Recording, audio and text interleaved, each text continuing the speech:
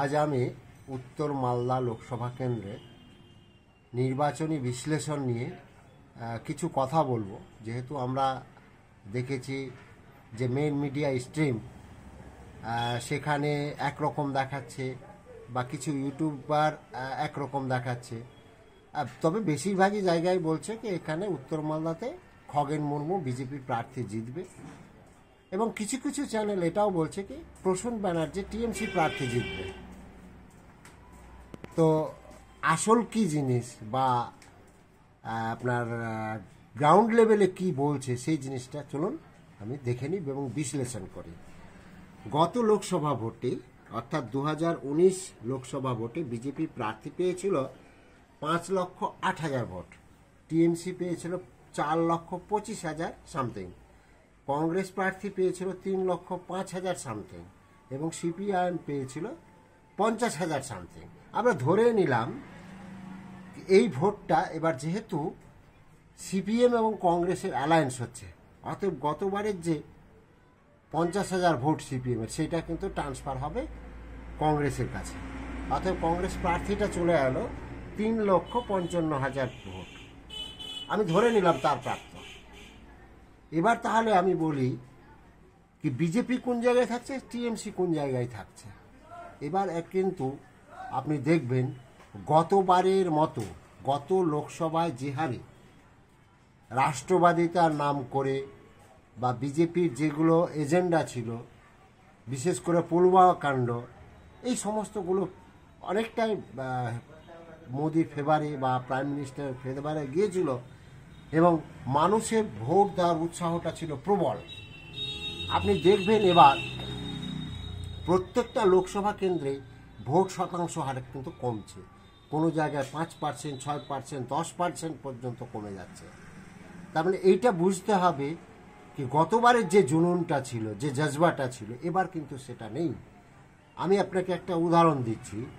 গত লোকসভা কেন্দ্রে আমাদের মালদাতে 7টা বিধানসভা ক্ষেত্র, এই 7টা বিধানসভায় বিজেপি অধ্যুষিত অর্থাৎ গাজল, বামনগোলা এবং ওলমালদা, এই 3টে বিধানসভায় ভোট পড়েছিল 93, 92, 91%। অথচ আপনি চলে আসুন রতুয়া, মালদা, চাঁচল, হরিশ্চন্দ্রপুর এবং মালতীপুর, এখানকার শতাংশটা ছিল 77, 78, 79%। অর্থাৎ বিজেপি অধ্যুষিত যে জায়গাগুলো যারা বিজেপিকে ভোটটা দিচ্ছে সেইখানে কিন্তু নেচে কুদে আনন্দ সহকারে দিয়েছে, সেই জিনিসটা কিন্তু এবার নেই। উল্টোটা দেখা যাচ্ছে কি না, বিজেপির যে আনন্দটা ছিল, যে জজবাটা ছিল, এবার বিজেপি বিরুদ্ধে ভোট যেখানে আছে সেইখানে, তাহলে অটোমেটিকলি আপনি বুঝতে পারবেন, আমার কথা মিলিয়ে নিতে পারেন কি গতবার যে 3টা বিধানসভায় যে ভোটের পার্সেন্টেজ বেশি ছিল অর্থাৎ 90, 91, 92%, সেইখানে সেটা কমে যাবে। দেখবেন আপনি 70, 78, 79, 80%। আর যে জায়গাগুলো রতুয়া, মালতীপুর, চাঁচল এবং হরিশ্চন্দ্রপুর, এই 4টায় ভোট পার্সেন্টেজ অবশ্যই বাড়বে, 85 থেকে 90% যেতে পারে। তো এই ক্যালকুলেশনে আমি মনে করছি কি বিজেপি বিরুদ্ধে ভোট কিন্তু অনেকটা এগিয়ে।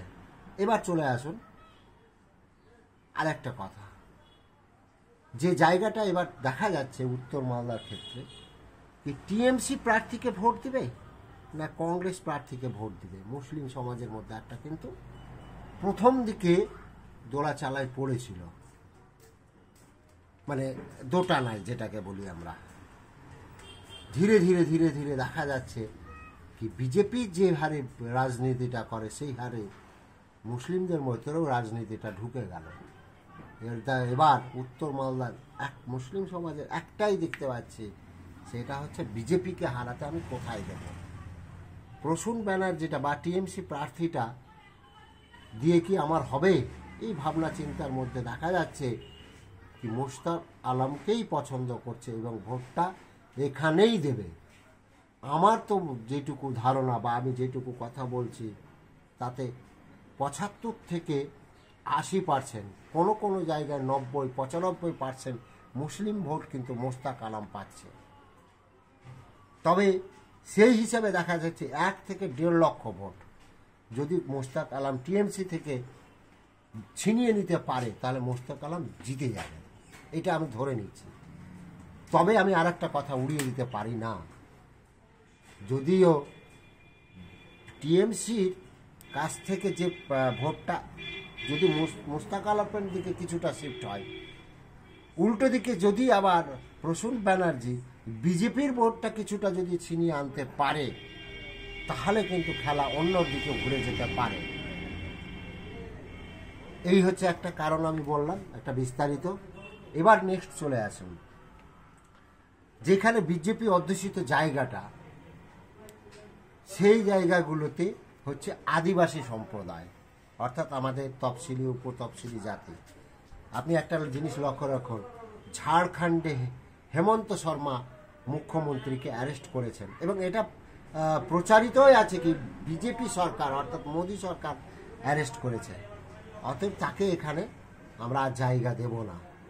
এই ফ্যাক্টরটাও কিন্তু কাজ করছে।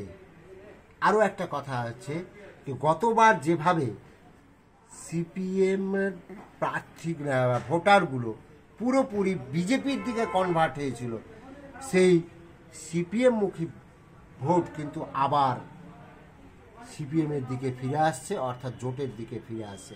এই বেশ কিছুটা কারণ দেখে আমি মনে হচ্ছে কি বিজেপি প্রার্থী পাস করার শতাংশ হারে আমি কোনোভাবেই দেখতে পাচ্ছি না। তবে এইটুকু